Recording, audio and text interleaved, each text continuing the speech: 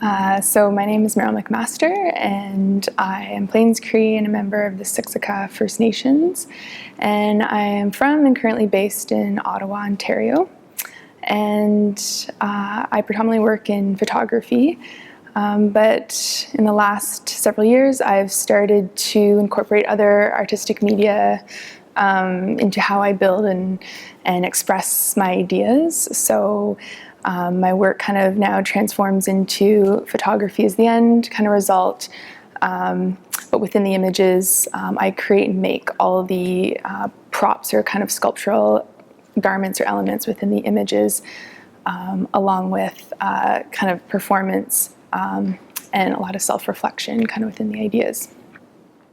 My work really explores, I guess, questions of how we build and construct our sense of self, and really interested in looking at that through history, lineage, and culture, and looking at the self that is something that's always kind of in process and never kind of complete. So all the series of works kind of within this exhibition explore these themes in some way.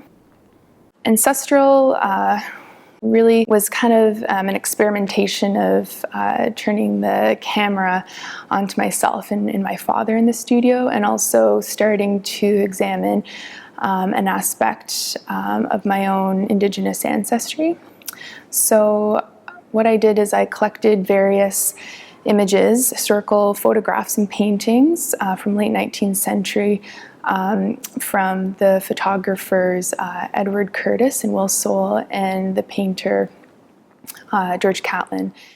Their kind of goal, I guess, within their work was to go across the American plains and document as much Native American kind of traditional life as much as they could, and because they viewed that basically Indigenous people were disappearing. And so the criticism among them was that they were guilty of misrepresenting these Indigenous people. They posed them in certain ways. They manipulated the images to a way of life that they believed was how Indigenous people lived.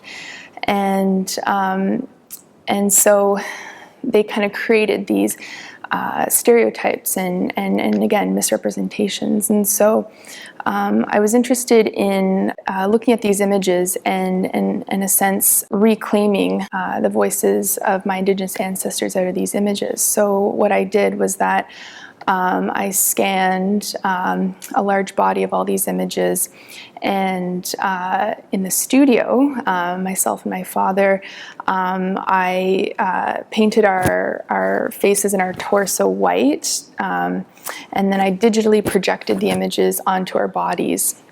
And so the white face paint helped act as a screen for these images. So basically, the images would show up clearer.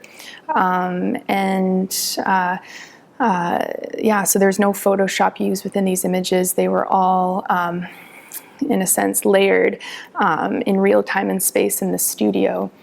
And so they have this kind of surreal, ghost-like kind of quality to them. Again, trying to take my ancestors out of these romanticizing and kind of classification out of these images, and in a sense give them a voice in the present, and almost have them speak through me through the present. And I want viewers to be able to enter them from all sorts of backgrounds as well, and also not only think about the ideas that I'm talking about within the images, but also think about their own ancestors and where they come from in their stories.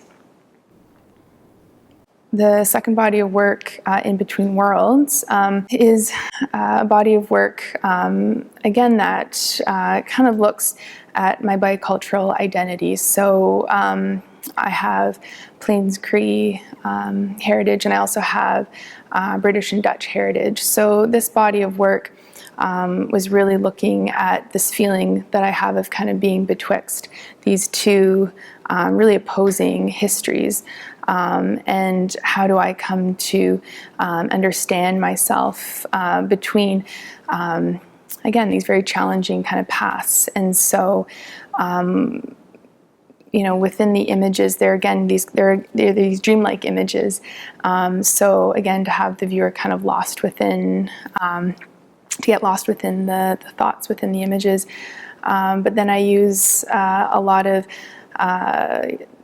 these props and sculptural garments that I've created that become these collaging of my identities, and start to kind of reference these challenging feelings that I've had about my own heritage, I guess.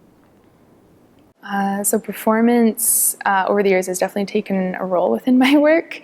When I first started Ancestral, I never thought of it as performance art or myself as a performance artist. People started commenting more about kind of that connection to performance. I definitely shied away, just being a shy person. I was like, performance? No, don't like associate that with me.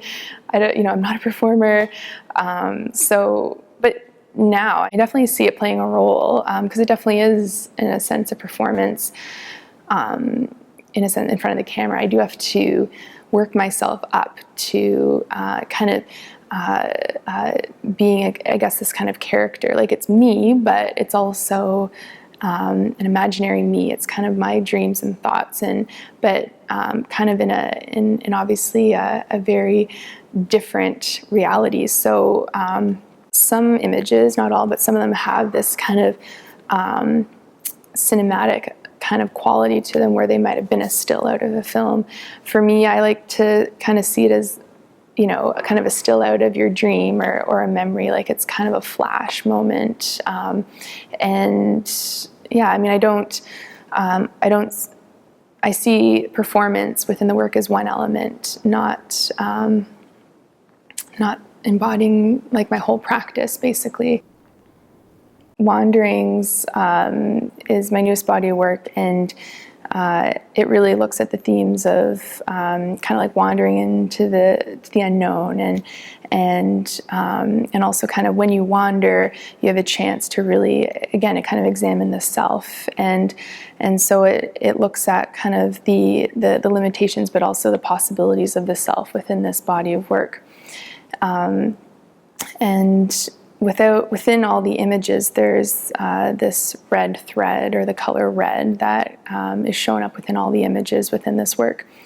And this really references when we kind of go on our wandering path throughout life, we always have this kind of invisible connection to where we've come from and who we are.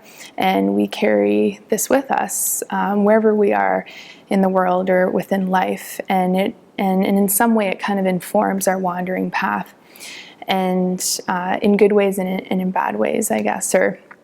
And so you kind of see this thread throughout the whole work, and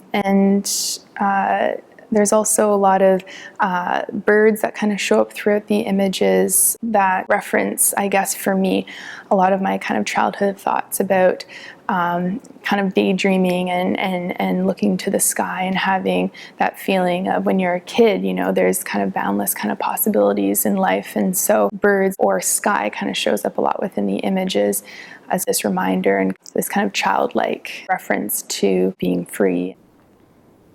Yeah, I hope that, when people come to see the exhibition,